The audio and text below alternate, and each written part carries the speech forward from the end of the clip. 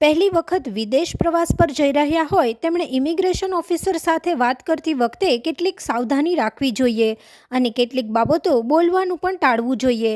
જો તમે પહેલી વખત વિદેશ પ્રવાસ પર જઈ રહ્યા છો તો ઇમિગ્રેશન દરમિયાન આ 4 વાત કહેવાનું ટાળવું.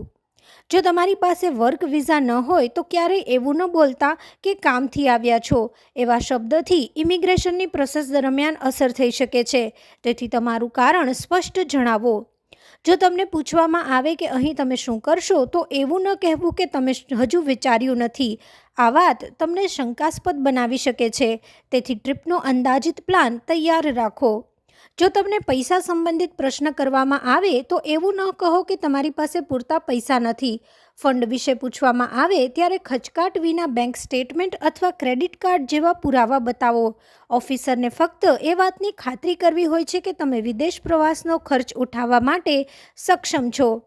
જો તમે કોઈ મિત્ર કે સંબંધીને મળવા આવ્યા હોય તો તેનું પૂરું નામ અને સરનામું તૈયાર રાખો.